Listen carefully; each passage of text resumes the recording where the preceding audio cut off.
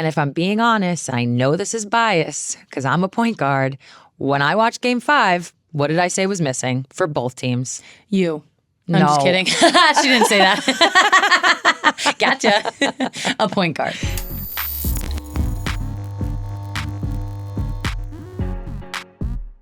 Welcome back. It's time for another episode of A Touch More. Excuse my voice. I've had karaoke on the WNBA Finals Game 5 thriller. Today, we're going to be joined by voting rights activist Stacey Abrams. We are so excited to have Stacey on. This is a good one. Yeah, we're 2 weeks out from the election. So now is the time to make your voting plan. Megan and I actually, all of a sudden, an alarm bell went off. We're like, oh my, we're registered in Washington. Yeah. We got to figure this out. Where's our ballot? Washington's like a mail-in ballot. They don't even do in-person polls. No, they just send it right to you. So yeah, they send it right to you. So we had to get on a whole mail forwarding, have our people check our mailbox. So everybody's got to make a plan. Really important to do that. Can't wait to talk to Stacey more about that. Plus, the WNBA season is now officially over. Sad. Teardrop. It was such an incredible season. There's so much to get into there, including what we think was an omission from the all WNBA teams. Can't wait to hear specifically your thoughts on that, Sue. And of course, we have a fresh Bicker of the week, Obviously. But first, the check-in, y'all. Support for A Touch More comes from L'Oréal Paris. Each year, the L'Oréal Paris Women of Worth program chooses 10 brilliant nonprofit leaders to be Women of Worth honorees. Later in the episode, we're going to learn about a couple of the 2024 honorees and hear directly from an incredible Women of Worth alum. So keep listening. Topic number 1, the New York Liberty are WNBA champions for the first time ever in their history. Did I know that? Did you? Was I yesterday You years didn't? old when I knew that? Really? I just am like they've been around the whole time. Yeah, they're one of only 3 franchises, like 3 OGs from year one that still exist.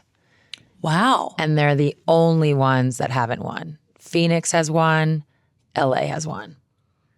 Historic. Yeah, 28 years. WNBA champions. 28 years.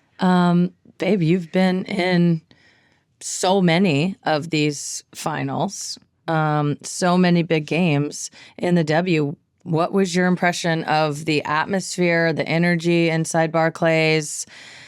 Give me your thoughts. It was amazing. It was wild. Yeah, it was great. It was great. Listen, we've been going to Liberty games this whole year. Yeah. It even started last year. The momentum they have in their fan base, the entertainment they provide, the way Ellie does her thing, all the little like moments within the game. They wave the towels at one point. Wave. They just have a lot of good in-game moments that as a fan are really fun and exciting and engaging. And then you add on a finals. You add on the excitement of the game itself. And it was absolutely incredible. It was electric. I think, in my opinion, it's one of the best places currently, one of the best fan bases currently. You know I'm going to shout out my Storms. Mm-hmm. But I've played in 4 finals. One of them was in a bubble, so it's a little bit different. But I've played in 4 finals, and I've actually been to a couple of finals games prior to this one. Pretty much every finals is going to be how it was last night. Yeah. Game 5 gives it a little more oomph because it's a deciding game. But all the finals in WNBA history have been like this. They have been electric. They have been exciting. There has been great play. There has been last second shots, last second moments. So in that regard, it was right on par. But I will say, you cannot ignore what the Liberty fan base and what that franchise has built within that fan base. So it was pretty exciting. What about you? How's your first finals? Megan hasn't even been to my finals games. I haven't been to any. What a crock. The bubble. I was there in the bubble. Okay, you were at the bubble, yeah. Me and Marta, Stewie's wife, had to really hold it down counts. for the fan Yeah. base. Oh, no, it actually majorly counts. We were the fan base. Yeah, there was 2 of us. The 2. Those 2 were Tier 1 fans. Yeah. There were some Tier 2s Yeah. behind the black curtain. back further. They had to separate certain people Yeah, I haven't because of been COVID. in so many of your biggest moments since we Yeah. started dating. I wish that I was. First of all, you guys do series in the basketballs, and we do finals. Goals. This was a final. This is like the deciding when game. you get to the This is like somebody's gonna win. Becomes this single game. elimination. Yeah, single elimination. So I loved that about it. I was like, ooh, I'm going to a proper final. I mean, the in-game entertainment does not let your attention stray. They have got something for you every single second of the game and what's going on, and then like immediately pulls you back to the game. So I do love that because there's a lot of distractions in sports and pro sports and particularly basketball, and I get distracted, and it's like you're locked in the whole time. It was so batshit crazy from the first second It really of that was. game till the last It was second. frenetic. Insane. Yeah, the players were playing kind of insane at the start. Oh my God. They maybe settled in. I'm not even sure if anyone actually ever actually settled into the game. So the players frenetic, the fans wild. There's definitely I went energy. full fan. Yeah, well, you usually do. I usually do go full fan, but I was extra this time. I feel like it Similar was to your glasses. you guys. Just a little extra. It's the day, it's the day after. I'm just, cherry you on know. top. Yeah, the No, cherry. you were all about it. You did It have a was- moment with Ellie. You and Ellie finally bonded. Yeah. I feel like it's I been had all to- season. You've both been like teasing. Yeah. And now you finally we had locked to, in. We had to get it in the last. Yeah, you were moment. into it. I was actually into it too. I did not. Super into I it. did not stand up, as per usual. No, you were up a couple but- times. Well, I'm getting to that. Oh, okay. But obviously, once the game. So this game went into overtime. Once there was 30 seconds, a minute maybe left in regulation. I was up, like everybody else. Well, first of all, I had to because everyone else was up and I couldn't see anymore. See. But same in overtime. Those are like for me. Yes, the rest of the game is entertaining, of course. I mean, who doesn't love those moments? You got to get up for those moments. The absolute best. It was so good. I mean, there was a lot of drama in this particular game. a lot of drama. Lot that didn't happen in terms of whistles for both sides. That was the craziest, most physical. I obviously have pipe dreams of becoming a WNBA player. I know you and being do able sit on to the side to talking thrive. about that. I talk about it all the time. Like, oh my God, if I would have gotten Letitia beaten. Heidelman's out there, we got to be the same size. I could do this. I mean, minus the fact that I have none of the basketball skills that She has. that she has. But I was like, she seems around my height. I could do this. Well, before we get to the foul calls and we're going to talk about Cheryl Reeves' press conference. I do think all the things we're talking about with the fan base and the culture that the Liberty now have. Some of that is, of course, the Tsai family, especially Clara Wu Tsai, who came in and really just turned everything around in terms of investment, in terms of wanting players to, I think feel proud about the organization they're a part of, not have to ask for things, right? Whether it's from a nutrition standpoint, obviously they've got that whole charter flight thing, but I'm not even going to go in there.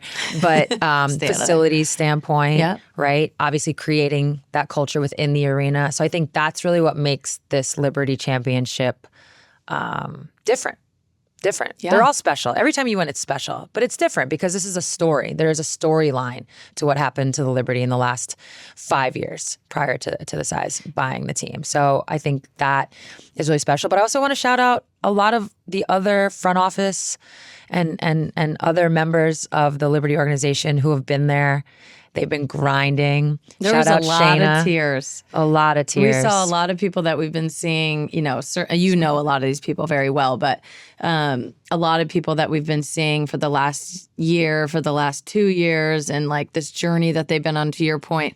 I mean, the Tsai family and this whole organization should feel incredibly proud of what they've built. Specifically, I definitely want to shout out Kia Clark, Shayna Stevenson. They're like OG. They've been there. Yeah. They've been through the grind. They've been to Westchester.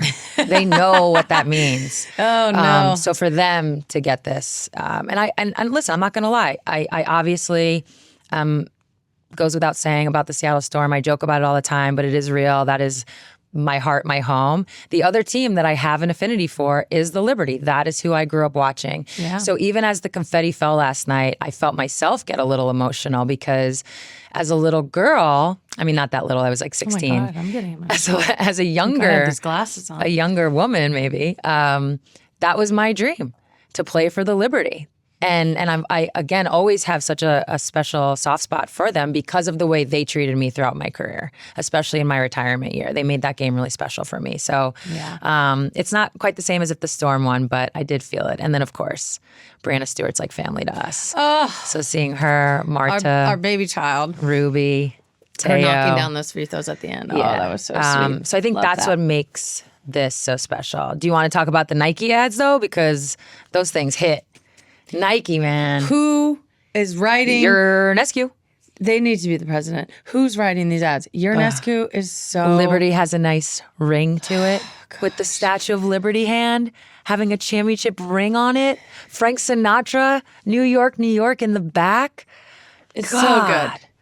It's so good. God, it's so good. Oh my gosh, it's so good. I love it so much. Good. And it's honestly, part of it is so incredible to see the overall like growth around the business from all of these little things of women's sports. And it's stuff like that, like having all that ready, having dope t-shirts ready, having dope hats ready, having, Nike or whoever it is invest in preparing for these moments. So then when you get there, bam, it just like hits. Yeah, that's so much. That's the next level that it's we've all so been wanting. cool. The preparation aspect of it, we've talked about It's it so good. It does. It makes it feel special. It makes it feel important. It like meets the moment in ways that so often historically women's sports hasn't. And just to see the way that, especially the New York Liberty, but the entire WNBA really like meet the moment, and these types of moments this year was so cool. And then you have like the colors and the Statue of Liberty and the ring and Ellie and the torch, and it's just like,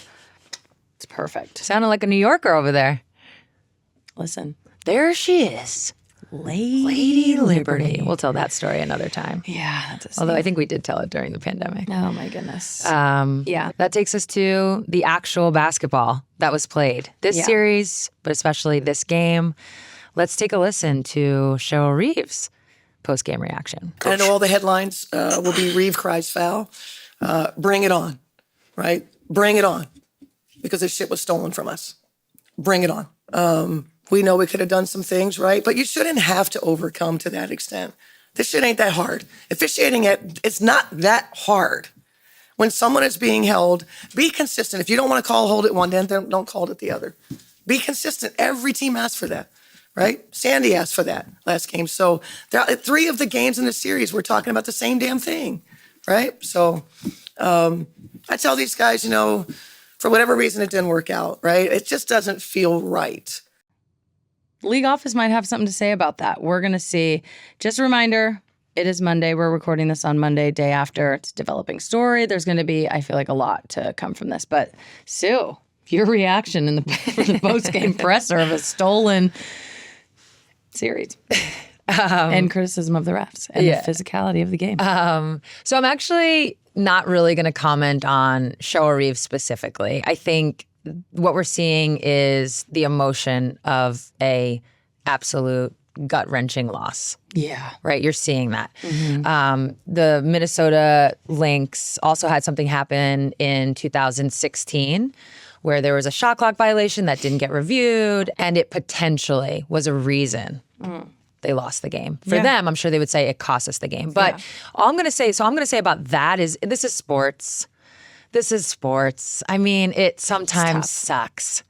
And this for them sucks. Yeah. This loss really sucks. They did a lot of things to give themselves the opportunity to win a championship, and they didn't get to complete it. And that just sucks. But if you start to get into this call versus that call, it's just sports. It's just sports. But what I will say is this. Sitting courtside, so we didn't get to go to game 1 or game 2. Yeah, devastated. We were out of town. We were devastated. We're out of town. Obviously, game 3 and 4 were in Minnesota. So this was the first time I was watching the game up close and personal. And it was by far one of the most physical WNBA games I've ever witnessed. Really? Now, yes. Now, here's the thing. I was usually a long time. Yeah, I'm usually in it. So I don't know what it looks like all the time, if that makes sense. Fair, yeah. But as a spectator, I could not believe the physicality. They were holding each other, the ways the ways in which people's arms were getting locked up. So this was by far one of the most physical games I've ever seen. And, where the responsibility falls in terms of the refs is you have to make these calls early in that game to set a tone so then the players understand how to play. I don't think people really understand. I was trying to explain to you during the game. When referees are calling the game a certain way, you do adjust. You just do. Yeah. If you poke at the ball one time and they call it, you're just not going to do that again. But if you poke and they don't, you're going to poke a little harder and a little more. And before you know it, it turns into what it turned in last night. So that I thought was unfortunate. I've always been on record that our league needs to look into the physicality aspect, needs to look into the refereeing part of it. The referees are humans and they're just calling the game in which they're taught to call it. But that, more than anything, if anyone ever wanted to know what a EuroLeague basketball game looks like, you watched it last night. That was a EuroLeague basketball game. And anyone who has played in EuroLeague or watched knows exactly what I'm talking about. And I actually thought it was interesting that the players that seemingly it's not about not being impacted. You're just impacted a little less, or you're able to place through. Phased. Kayla McBride comes to mind. Niara Sabally comes to mind. These are players, and more. These are players that have played overseas, played in EuroLeague, and understand what it is. Because every EuroLeague game is a grind out just like that. Mm-hmm. So that was really my takeaway. I mean, I think moving forward, you could 100% look into a more free-flowing game because that allows your stars to shine. That allows players to score. I mean, it was a low-scoring game because of that physicality. You don't know how to, even on offense. By the way, and then I'll let you go finally. But by the way, I'm speaking about defensively how you adjust to how referees call a game. There's an adjustment offensively as well. What you have to play through, what might be a call, when to sell it, when to not. There's a flow to all these things that the refs can dictate at times. And last night I couldn't even get my fingers on it. I couldn't get a feel for what the refs were going to call, what they weren't going to call. And that, I think, is where the frustration lives. But to get into this call or that call, it's a trap. Because what are you going to do? Go back to every single game call and dissect? Yeah. I mean, as players, you just want to know what the deal is. And when you let it go that long, any call, when you let it go like that in the first half, then any call in the first half, I know what I'd do as a player. Well, you didn't call that before. And then obviously when you're getting down to the crunch moments. You'd be so annoying. Oh, I'd be so obnoxious, you guys. It's like I was so obnoxious. You get down to these like crunch moments and then it's like you haven't called shit all game and now you're going to put someone on the line to like tie the game. Yeah. Like that just doesn't, I mean, honestly, it's like players could not even move. Yeah. It like literally, I was they like, couldn't come off you screens. Can't even, there wasn't any shots taken because you couldn't even it was all just going crazy. That was tough. And it does, for a spectator, it makes for a less entertaining game. You want free flowing, you want skills to be able to like shine, you want shots, you want points, like all the things. Yeah. The only thing, so Cheryl actually said something, not in the clip we played, but if you go watch her whole press conference, at one point she did make an interesting point, which was when that situation happens where there is a foul called by the referees, obviously, the way the challenge rule works is you have to call a timeout to then have the play reviewed. Mm-hmm. So Minnesota called a timeout to have that final play where Alana Smith fouled Stewie. Or the foul was called. Yeah. She made a good point, or she made a good suggestion, which was, should they bring in like another set of eyes, another referee who's watching, maybe they're at the scores table. Isaac was at the scores table. VAR? Is that what VAR is? Somebody Video else watches assistant it? referees, yeah. You have the 3 refs on the field, the fourth official, which does the touch line, and then you have a booth of people who are watching. Oh, there's a booth. There's a whole booth. Okay, so we need a booth. So we do have a fourth official. They're like a little bit of a sub just in case a ref gets hurt. But then they sit at the scores table. But I do think they participate. I don't know to what extent. This is where they have a booth, yeah. Oh, so we need a booth because I think in basketball the rules are set up for the referees to call it in such a way where it can eliminate human error. Right? They try to make things very black and white, this or that. They try. But I think at some point when you've called a foul, are you trying to prove yourself right? Are you okay saying you were wrong? I just think we're human beings. I'm not even saying refs do that, by the way. I think refs generally do a great job of staying unbiased. But why not have a booth to then come in and review it? So I thought that was interesting. VAR. I never knew what that stood for. I mean, in the end, the first official does make the call, but the VAR is in their ear, basically being like, "This is what we see: potential handball or potential we need penalty." Secaucus. But it's just a little bit more support, and they have like a million screens that they're looking at. I just thought it was like food for thought that she brought up. I was like, oh, okay. I could see how that could. In the end, both teams played with the same officials on the same court. So absolutely. So what the answer is sports. What was the decider in this series? I mean, it was so close. Every single game basically came down to the last moment. What was it for you? Why did New York win? How'd they do it? There was one thing for New York that stood out, and I actually came across this in a conversation with Ryan Ruocco after the game, which was their size. And you notice it at different points. But New York's size throughout the series was an issue for Minnesota.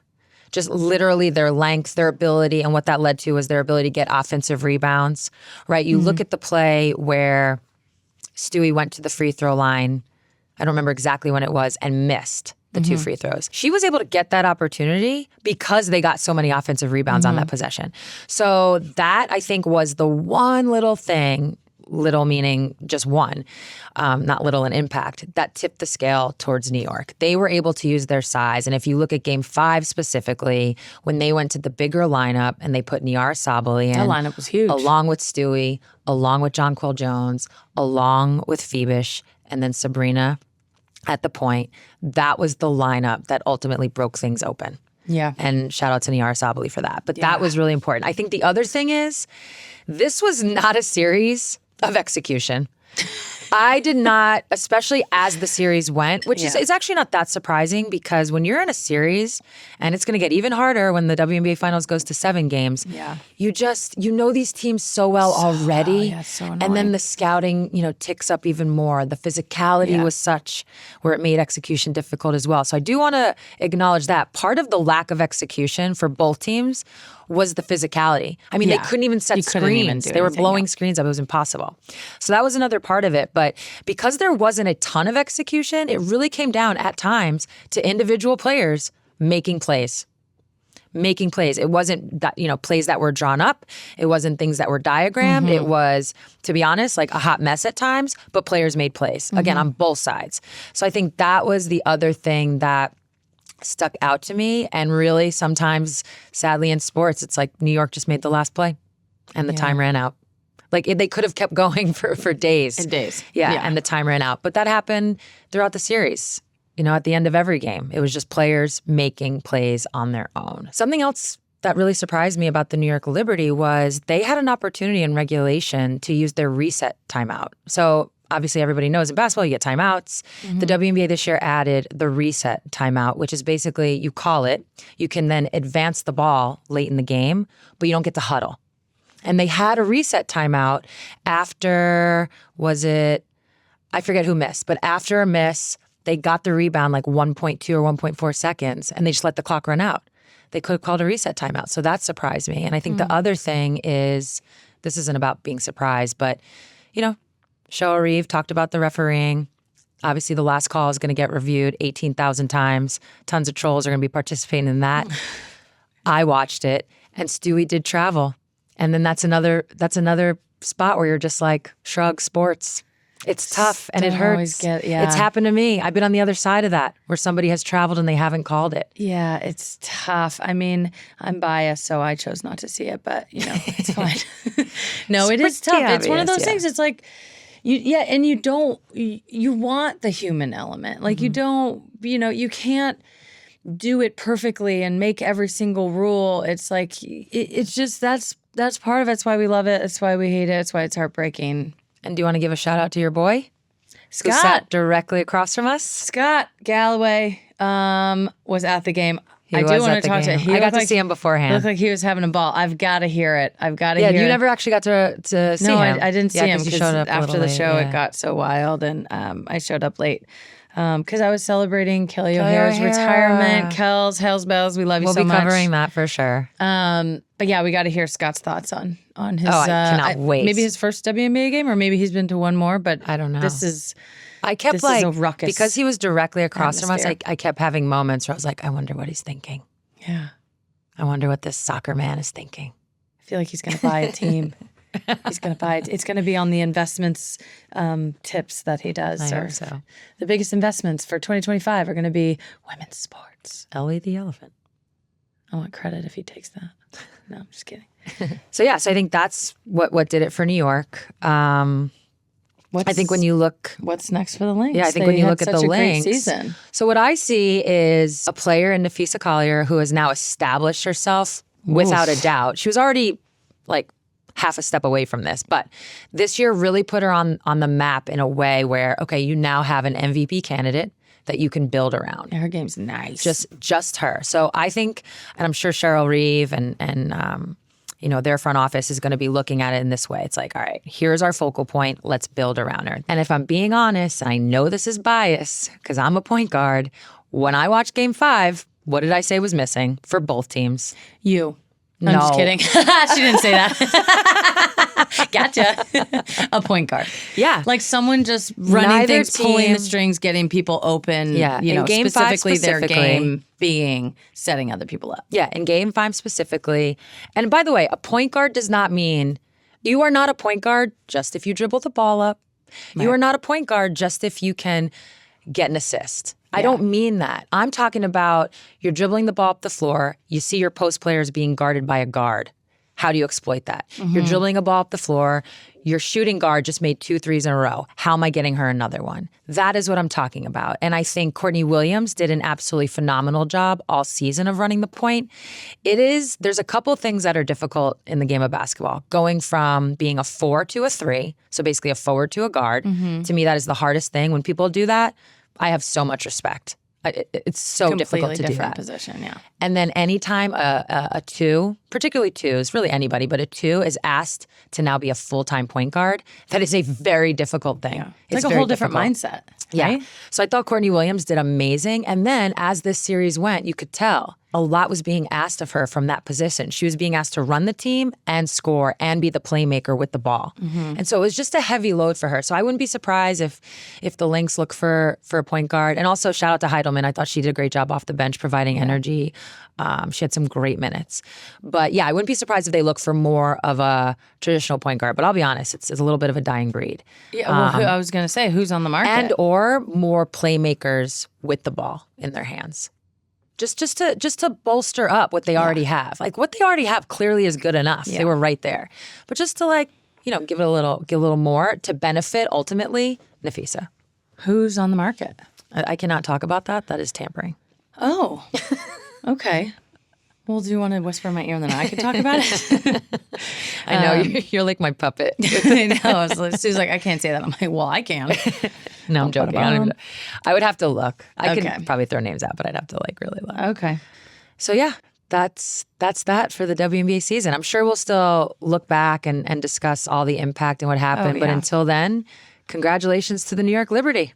Champs. They did it. Champs, they baby. Did it. Enjoy they it. Did it. Support for A Touch More comes from L'Oréal Paris, who are proudly presenting their 2024 Women of Worth honorees. Like Lisa Hoovey, founder and CEO of Hope Packages, a nonprofit providing first night bags to kids entering the foster care system. Full of necessities, these bags smooth what can be a very difficult transition and give kids a sense of security and comfort. Or Maimouna Hussein Katan, CEO and founder of the Tia Foundation. It's a nonprofit organization supporting refugees, immigrants, and marginalized communities.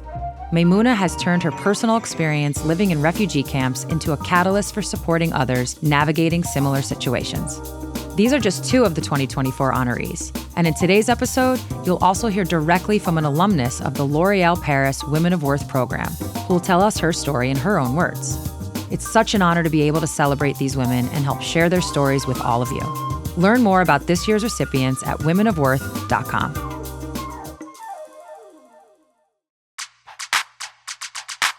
Stacey, Thank you so much for being here. As we all know, we're just a couple weeks away from Election Day. Megan and I are planning to vote by mail, and we invited you, our next guest, to help our viewers make their Election Day plans. So Stacy Abrams is an activist, lawyer, author, and the host of the Assembly Required podcast. Stacy, welcome to A Touch More. Thank you for having me. Oh, we're so excited to have this conversation. Yeah. For us, being politically engaged is more than just voting on Election Day, but we both know, and I can speak for myself, I think as I was getting more into politics, it can be really intimidating. So we wanted to know, what are ways to get people engaged without making them feel overwhelmed? So one, it's starting with these conversations. So thank you for having me. Thank you for talking about voting and for acknowledging that it's complicated. It seems like it should be really easy. I say I want, you decide whether I get or not. But then you bring in politicians and people and things get all complicated. So the first thing to remember is that we do not have a single democracy in the U.S. We don't have a single system. Every single state and territory has their own systems. And so part of what gets confusing is that people are trying to figure out which system are you under depending on where you live. So I start with iwillvote.com because that gives you information about your state. So you put in iwillvote.com and then you pick your state and it can tell you how the rules work where you are. So that's number one. Number two, it's realizing that we have never in human history lectured people into better behavior. Parents tell themselves true. that lie. You mean the louder you talk, doesn't it make it? It is not true. It has never happened. You may have been bribed into it, browbeaten into it, but the lecture itself wasn't the deciding factor. And so when I talk about getting people to vote, I begin by saying, what do you need? How can I help? People vote because they want their lives to be better. And you can't figure out how your life gets better if you don't ask someone what's wrong. And so I begin all of my engagement with, how can I help? What are you worried about? What are you concerned about?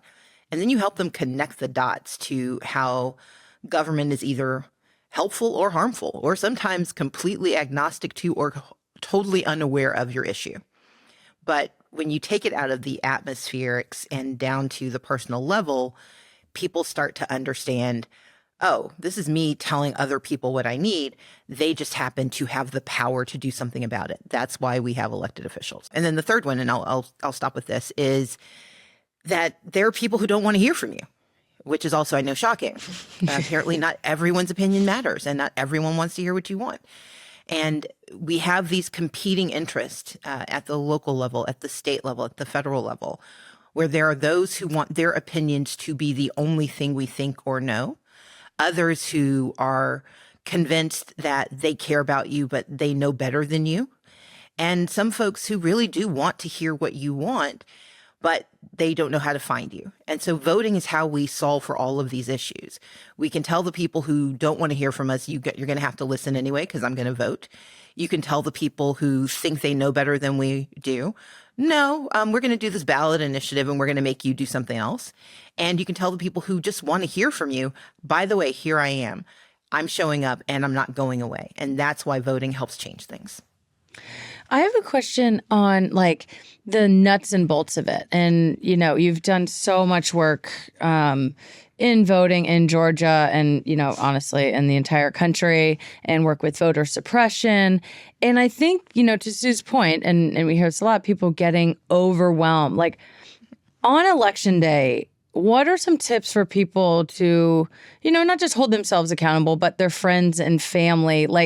Is it a logistics thing? What dots are people not connecting about, actually getting your physical body to go and fill in the bubble where it needs to be filled in? How can we all hold ourselves accountable and our friends and family and all that? So I say there are 3 V's. The first one is verify. So verify that you're still on the rolls, because some states like Georgia, like Texas, like Wisconsin, North Carolina, they're states that have aggressively removed people from the rolls. Wisconsin's getting better, but across the country, Ohio is a better example. Wisconsin's gotten better. But make sure you're still register to vote, because even if you signed up once, there are states across this country that can take you off the rolls simply because you didn't vote. So verify. But the second part of verification is verify that you're registered to vote, but also verify that you have a plan to vote. Megan, you just mentioned, showing up. Here's the thing. Again, there are 50 different states and territories. So then the issue is, how do you show up? In some states, you can vote by mail. So if that's how you plan to vote, make sure you ask for the ballot. If you are planning to vote early, there are a number of states that let you vote before Election Day, so the lines aren't that long. Figure out where you can do that. And of course, there's Election Day. And the way to make your plan is to go to iwillvote.com/pick your state. When you do that, it can tell you what your options are. But then write it down. The three of us know we have the best laid plans, but stuff happens.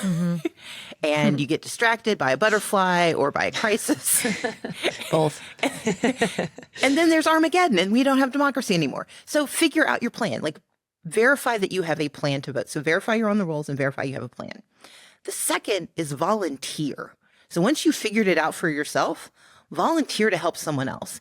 We have this tendency to believe that our friends and family are operating the same way we do until we're mad at them. So let's just assume they haven't done this. So ask them, do you have a plan to vote? Have you verified that you're registered to vote? And again, how can I help? Can I drive you? Can I help you fill out the absentee ballot application? But volunteer to help them get it done. Don't just presume they know what you know or they've done what you've done. And then the third is, and it seems really simple, but actually vote. So you can do number 1 and number 2, but we sometimes drop the ball on number 3. We have the best laid plans, but then we decide, it doesn't really matter. My vote doesn't count. In Georgia, the presidential election was decided by 11,779 votes out of 11 million people. Wow. Yeah. I don't know who those 11,779 people are, but thank you. And thank God. Shout out. It could be you. No, that's, God, I don't think I realized that number. Oh, it's crazy. That's nuts. Yeah. Obviously going to vote is so important. You have done so much work in voter suppression. What is something, people make the plan, they volunteer, now they go vote. Okay, so now they're there. So what is something that they can look for in the world of voter suppression where they can kind of raise their hand and be like, yo, something's up over here? So voter suppression has 3 parts. Can you register and stay on the rolls? So that's what I was talking about, verifying that you're still on the rolls. Can you cast your ballot? So when you hear people talk about voter ID, nobody argues that you should have to prove who you are. No one should be able to sneak in and say, hi, I'm Sue Bird, I'm Megan Rapinoe, and they look like me. Somebody should know, maybe this isn't quite it doesn't one-to-one match. When we talk about voter ID, what we're talking about is how complicated is it to prove who you are. And so if you live in a state that's making it harder, telling students, like in Texas, you can vote with your gun license, but not your student ID, that's what you're looking for. You're looking for people who say it's okay to make it harder to access the ballot.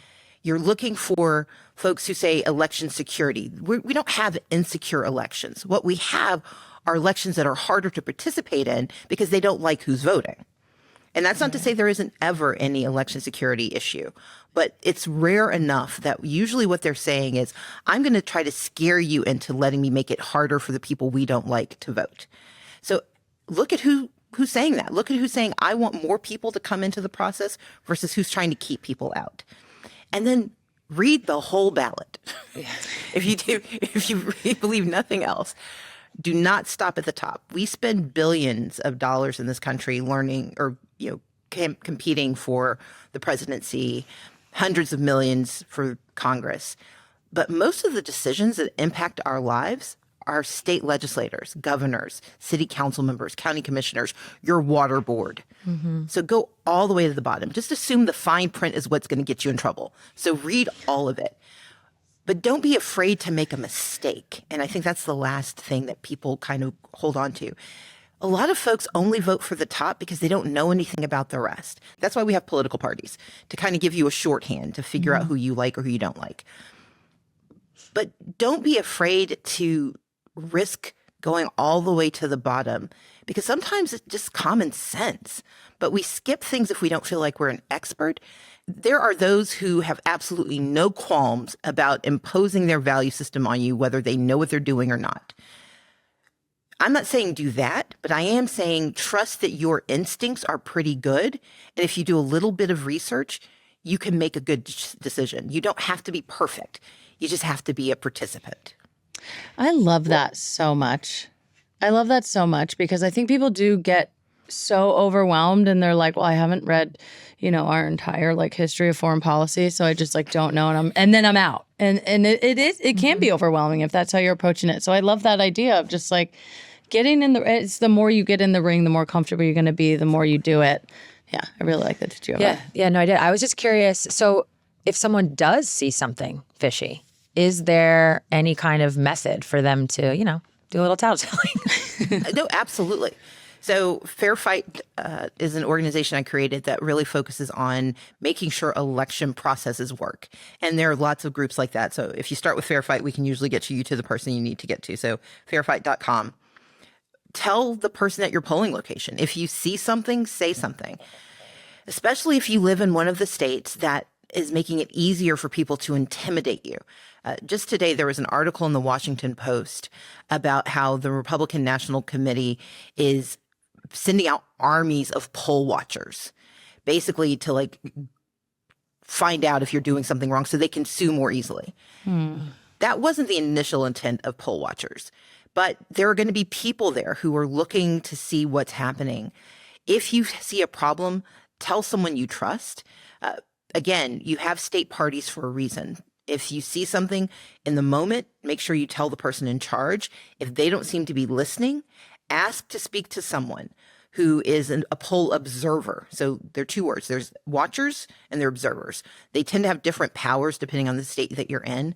But ask to talk to someone who is in charge and report what you see. Don't assume it's supposed to be broken. Because sometimes we were like, oh, well, I haven't done this that often, so maybe this is how it works. No. If you see something, say something, especially when it comes to voting rights. Yeah, trust that instinct. We're going to pivot a little bit, something a little bit more in our world, which is sports. We had so much fun this summer with you going to the Olympics and just being able to spend time. And honestly, seeing Simone Biles. I mean, it's just who doesn't love that? But we wanted to ask you to help us connect some of these dots that are happening around politics and women's sports, and particularly around the exclusion and singling out of trans kids and trans youth athletes. Can you connect the dots with what's happening and what's at play where we're thinking about the access to reproductive rights and the rollback of Roe v. Wade, and there's Project 2025 has a whole smorgasbord of insanity. Connect that rollback of reproductive rights to what is happening in youth sports and in women's sports, really with trans kids and trans athletes. Okay, so anyone listening who thinks that has got to be a trick question, it is not. It's actually all connected. Yep. Can you help us? Yes, help us explain. Okay, so it's 3 letters. And I know you do a lot of threes, but it's just how the universe organizes itself. In this case, the 3 letters are DEI. So diversity, equity, inclusion. From the beginning of this country, we have been trying to fix the things that were broken. We have said we had this great idea of this all-inclusive nation, this place where anyone who was willing to work at it could have what they needed. And then we completely missed the mark with a constitution that said that Black people weren't human, that Native Americans didn't exist, that women should be silent. We had a lot of problems. But ever since then, we have made laws that have progressively gotten us closer to what we say we wanted. Diversity, meaning all people get to participate. Equity, meaning you have a fair shot at opportunity. And inclusion, meaning that you get to create your own pathway and you don't get to be kept out of this nation's progress because of who you are or some aspect of your identity. It's been working. For 248 years, we've made progress. We're not great, but we are so much better than when we started out. And in fact, we are great in some ways, but we've got room to grow. The problem is those who liked it at the beginning are mad because too many people have gotten access. Diversity really does mean all people. equity really does mean more people get to participate. And inclusion means that we have broadened our understanding of identity and who gets to be here, who gets to participate, who gets to dream. And so those folks and their progeny are attacking DEI. And they're trying to argue that there's something nefarious about diversity. There's something insidious about equity. And there's something vile about inclusion. And they're trying to separate us and say, okay, over here in the education issue, we're talking about Black people. Over there on the equity issue, we're talking about, men not getting enough money to start their businesses, because that's really been the problem in America. And then on the inclusion side, they're targeting trans kids. They're targeting a community that they think if they can isolate and mock, they can convince us that all of the rest of the stuff is of a piece and should all be eliminated. And so what we've got to do is recognize that DEI is not only 248 years old, it also includes so many more communities. It is about race. It is about gender. The Dobbs decision was one of the most effective anti-DEI legal decisions in American history. When you strip women of the right to control our bodies, you are essentially telling us that we are no longer permitted equal access and equitable access. We are no longer included in the capacity to make real decisions. You also attack trans youth because that's a way of undermining Title IX. So these same folks who don't like affirmative action despise Title IX because they think it let too many women go to school and gave them too much access. But you can't just come out and argue against Title IX. What you do instead is pit women against the trans community. And you say, well, if you're a woman, if you protect women and girls, you should be afraid of this trans youth who wants to participate in a sport. I would argue that we've got lots of sports where we use weight classes, we use speed, we use other metrics to determine your ability to fairly compete. But instead of having that discussion, what they're doing is demonizing a community, namely of children, trying to use that as a proxy for saying that diversity, equity, and inclusion are just wrong on their face. And so what we've got to remember is that we're all in this together. If you are part of a diverse community, if you are a veteran in this country, there is an aspect of your life that is governed by DEI. Harry Truman made that happen. If you need to start your small business and raise some capital, and you know that banks are more likely to reject your application because you are Latino or AAPI, then you care about DEI. And if you are a woman who believes in the sanctity of your body, then you cannot say that your body is sacred, but no one else's bodies count. We've got to think about ourselves being in this together. This is all about DEI, and ultimately going to Project 2025. It's about how do we roll back the protections and the corrective actions we have taken that have made it possible for so many people who didn't look like the original folks who got access in this country to actually fully participate.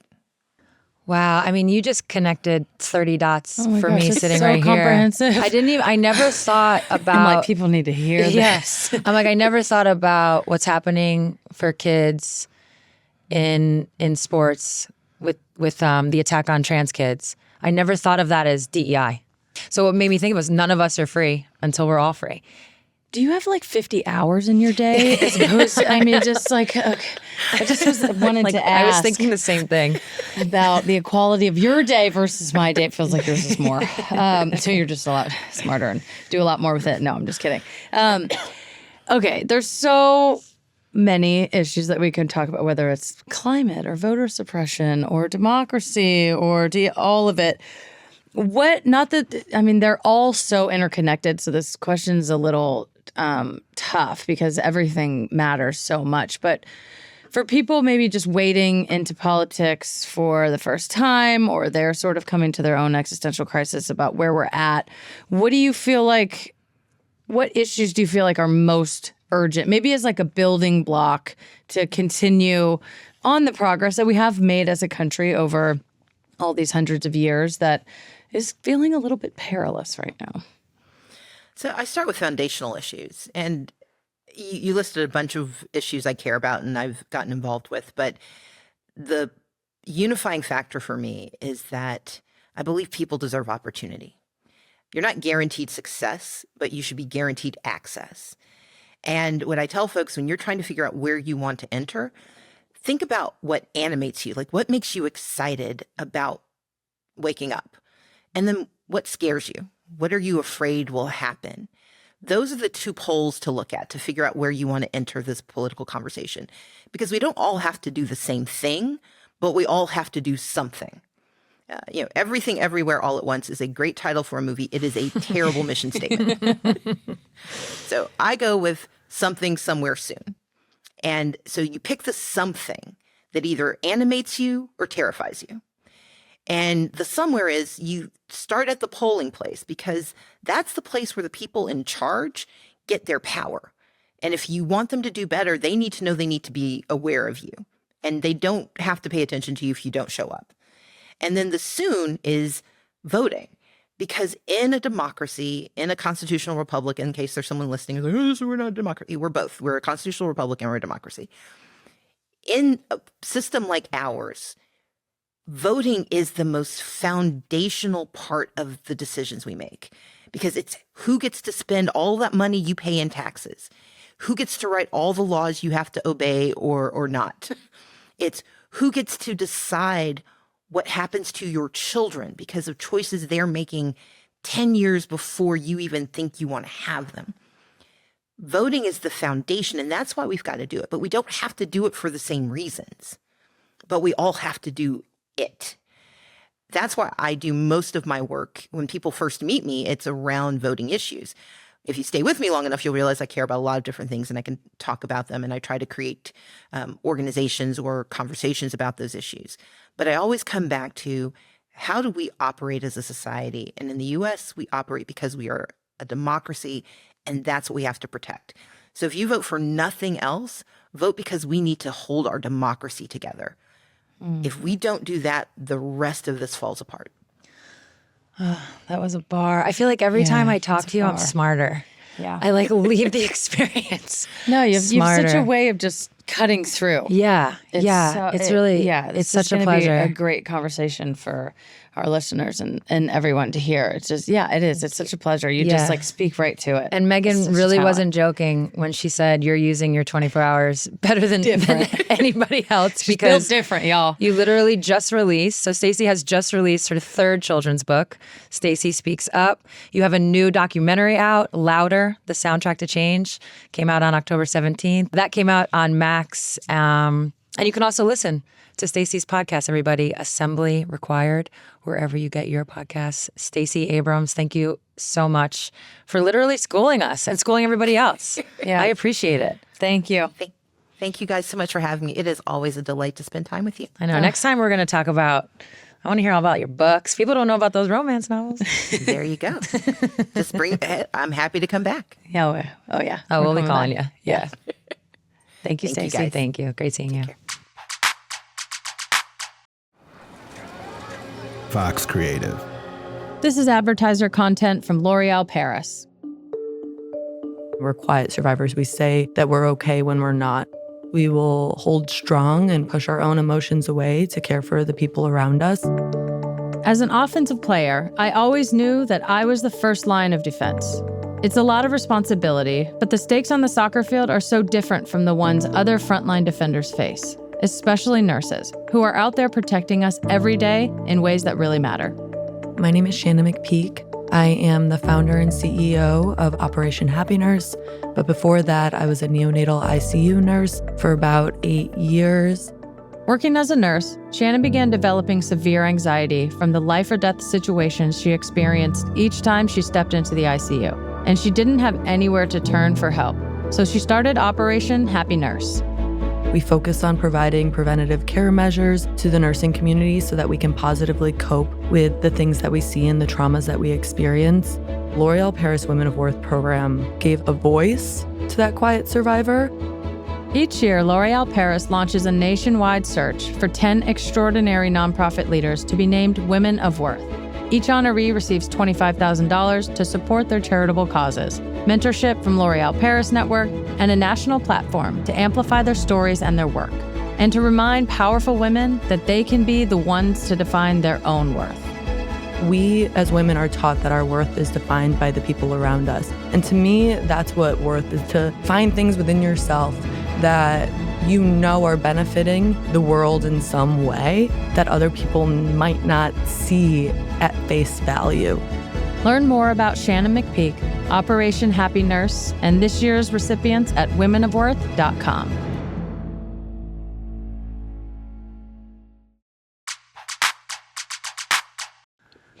Well, that was incredible. Ugh. Yeah, I'm not joking. I always feel like I've just gained so much knowledge after talking to her. She makes it so easy to just take in information that can feel really intimidating. And then she talked a lot about just like voting and making that plan. Yeah, no, I think so much, has changed since the last time we were in a presidential election. Things could look different. So her point about making sure that the VVV, verify, volunteer, and vote, go to iwillvote.com, make sure you're locked in, you know where your polling place is, and you're on the rolls, and you have everything dialed in, because again, it may look different. Yeah, the fact that you were registered last time doesn't mean you registered this you time. might not. That was news to me. iwillvote.com. Stacey Abrams is just, gosh, she's just so talented at speaking right to the point and so clearly. And we greatly appreciate her in the world and obviously coming on the pod. Love her. You all hear us talk a lot on this show about the athletes that we admire, but sometimes it can go by fast. So we wanted to stop and take a dedicated moment to talk about our Shouts and Flowers, presented by L'Oreal Paris. Today, we want to highlight someone known for her work covering athletes, Naismith Basketball Hall of Fame broadcaster, Doris Burke. DB! This week marks the return of the NBA regular season, and with that comes the return of Doris Burke, the lead NBA analyst on ESPN and ABC. She ended the NBA season by becoming the first woman to serve as a game analyst for a major men's sports championship event by calling the NBA Finals. And she's a trailblazer for many of the women in the media we admire. DB is not only amazing, she's so much fun to be around. She's so talented. I feel so lucky that her voice has narrated some of my play. I feel really fortunate. I hit a game winner in college, the 2001 Big East Final. Let's go. And both Robin Roberts and Doris Burke were on the call for that game. And so I have two, I don't know what to call it. What do you call them? Icons. I have two, icons, legends, royalty. Yeah. Narrating one of the biggest moments of my career, but especially DB, who continued to cover me in college, but then also in the WNBA before she moved on. So huge, huge, huge shout out to Doris Burke. I love DB, and one of the most underappreciated parts of her game, what I think is the best part of her game, is her humor. She's so funny. She'll just like slip in a zinger right in the middle of an NBA Finals, and I'm like, yeah, I'm here for that. She just gets it too. And she always has these little lines like triple drive. Like she's made some of that stuff up. Oh, yeah. Yeah. So Icon. we love DB. Love you, DB. It's the Bicker of the week. It's the Bicker of the week. When your honey's point is weak, it's the Bicker of the week. So this week's Bicker of the week has to do with snacks. And I'm going to set up a quick little, set the stage a little bit. Yeah. We actually had to fly Southwest. We are team pretty much everything else, but mostly Team Delta. But anyways, we had to fly Southwest. No shade, it got us from A to B. Yeah. And we all know how the seating goes. I had read that they had changed that, but it was open seating. And to make a very long story short, this is actually a sweet story. To make it short, we were on Southwest. We had a row. There was one seat in the window, and there was a family that came on last. And it was a full flight. And basically, the dad said to maybe his 6 or 7-year-old, "Okay, honey, like you'll be sitting in that window." And the boy was not having it. He started crying. "I want to sit with you, Dad." Bottom lip quiver. So obviously, took me out. Megan, got up immediately. We were like, "No, you can have both the seats, of course." So that was very sweet of you. Thank you. Good job, baby. I'm so thoughtful. Already scoring points. Should have left this part out. So what happened was Megan was in the row in front of me. So now we weren't together. So in the row in front of me. Prior to boarding, we bought some snacks. Yes, Obviously. Got some snacks. One of the snacks was beef jerky. I do love traveling with beef jerky. I do love plain beef jerky. This particular bag didn't have a Ziploc situation, which was tough because once it got released, it was tough. But there was beef jerky. Megan was holding on to the snack. Okay, fast forward to landing. We were flying internationally, so we went through customs, did the passport, then went to baggage claim, got our bags. And you know, when you exit, for those that don't know, when you exit, sometimes there's somebody there, like a last second check with your bags. And this particular woman was just like, oh, do you have any, I don't even know what she said, meat or dairy products? I don't know if it was dairy, but like meat or agricultural products. Yeah. And we bopped through like, no, kept it going. And then I was like, no. 2 steps later, we both looked at each other and we're like, except for that beef jerky. And we started laughing. Yeah. And then you said, I ate it all. And then I said, you didn't offer me any. I didn't even think to offer you any. Never, not one. Honestly, you know what was happening? I was engrossed in the pivot and I was listening to the episode. Oh my God, the way you're trying to score points. And I ate all the beef jerky. I did not think. Not even a reach over. I didn't even think to offer it to you. I wasn't like, oh, I had to get up and I'm sitting in the middle, so I deserve the beef jerky. I was like, I love you. I didn't think of you at all. I couldn't believe it. I was like, you ate all the beef jerky? And we do generally share snacks pretty generously on flights because, you know, you always get the trail mix, which I'm pumped about. Yeah, only if it has M&Ms in it. You know, your face. I'm really eating the M&Ms. It's basically I'm buying M&Ms disguised with nuts and raisins. Literally. Your face, though, when you looked at me, because you were shocked. like, except that beef jerky. And I'm like, I don't have it. I ate it all. Yeah, it didn't even occur to me in that moment that it was going to be like, oh, I didn't even offer you any. I was just like, it's gone. I ate it all. And you were like, what about me? I couldn't believe And it's like, oh, God, what about you? Oh, no. Oh, walked right into it. Yeah, so thoughtful, yet so not. Bicker of the week. But yeah, usually we share. So I was really surprised me. It was too much beef jerky for one person, to be honest. Yeah. And it was potent. It was. Just a touch more, a little bit. Just a touch more. Yeah. All right. And before we go, we're going to leave you with a touch more. As we mentioned earlier, we felt as if there was a all WNBA team omission. You feel this too? Yeah. Oh, yeah. We both agree that it was surprising not to see Kelsey Mitchell on one of those teams. We do have a rule. Yes. Sue has a rule. No. You always say it. If you're going to call it out, you know, you got to take someone off. So you can't just be like, she definitely deserved to be on it. Mm-hmm. We're just saying she had an amazing year. I was just surprised. And the reason why I'm framing it in the year that the Fever had with omission, with surprise, is just to say that I'm surprised. But we're not taking anyone off. I'm not so hardcore that I would take someone off. No. Although there was a lot of post players. I'm like, what's up? Why don't the guards get any love? I know. But no, I wouldn't take anybody off. I think everyone who made it was incredibly deserving. I just also think Kelsey Mitchell should deserve just like, a little shout. One last thing for me before we go, a little bit of a correction from last week's episode. I think I had said that by 2026, given the CBA opt-out, given how, free agency goes, that we would see pretty much the entire league as free agents. Well, I wasn't being literal, but I do want to make like one little amendment to that. Okay. Which is restricted free agents. And there's a specific example. It is Dejanay Carrington is a restricted free agent. Mm-hmm. So what restricted free agency means is she can test the market. A team can put an offer sheet in front of her. If she were to sign that offer sheet, the way you would in free agency, if you were unrestricted, her current team, the Connecticut Sun, has the opportunity to match it. So that's what the restriction is and why you're called a restricted free agent. But what I didn't know was that offer sheets have to be basically like 2 seasons or more.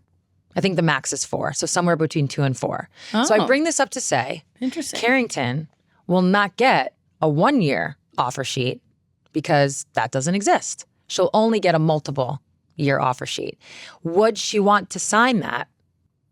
No. If it means she's locked up come 2026. So I do think that some restricted free agents will have interesting choices. So maybe not every single player will be a free agent in 2026, but honestly, pretty close. Basically. But I just wanted to like throw that little connection out there. And I know, Megan, you're going to leave us with a little touch more balls. Touch more balls is what we have to talk about. I mean, I know it's a little bit dated. Boss Nation, which is a bad name. I'm sorry. It has to be said. I don't know how you soccers do this. It's not a good name. Where's like the names? The name. Why can't it be like to be the name of the like supporters group like or the Huskies? Why don't you guys have like, I don't even know what to call it, nicknames or mascots or? I mean, sometimes we do, and then it's all European influence, and everyone's like, let's just do it like they do. You just like it's like a make 'em up, and you just throw an FC at the end. Yeah, football club. Anyways, the Boss Nation, I think we should roll that back. Also, the colors can stay. Those are fine. Too many balls was so terrible. It's just the structure of the joke didn't work. Ball jokes are not funny. Soccer's also a ball sport. And there's also multiple other professional women's teams that are in Boston. I'm just, whose eyes were on this? Well, it's been taken down, right? I would have paid so much money to be sitting on the Zoom call with all of the people who thought this was a great idea when this dropped and it was a terrible idea. I would have loved to be in that Zoom call. I would pay for it.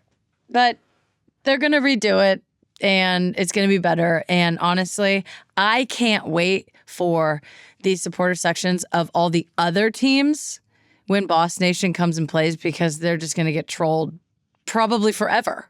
Are they going to keep Boss Nation? Is that kept? Unfortunately, I think it is kept. I thought this was a great opportunity to scrap the whole thing and just go with something different and better. And maybe Boss Nation is the supporters group. I think that would be cool. Boss Nation. That's great. You know, you imagine all the tifos and the flags and, you know, cheering on the team. And this was bad and it was transphobic and it was just so weird. Cold balls? Those are pucks. It's bad. Anyways, can't wait to see the next one. That's why DEI is important. Yeah. Oh my gosh. It's true. Nobody saw it. There could have been more people at the table. We'll just say that. Exactly. That's it for this episode, everybody. Remember to subscribe to the show on YouTube and wherever you get your podcasts. See you next week.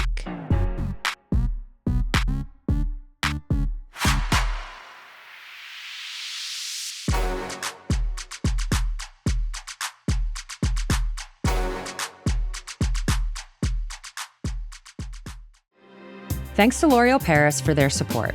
Where does your sense of worth stem from? To Shannon McPhee, her answer has been changing her whole life. Working in a field as intense as nursing and just existing in this world as a woman, she had built a sense of worth off of approval from others. But it created a flimsy, superficial, and unsustainable base to draw from. So she started Project Happy Nurse to provide nurses everywhere with tools that allow them to build a steady, indestructible sense of worth. True worth stems from within, not from the approval of others. And that's what Because I'm Worth It really means. Learn more at l'orealparis.com.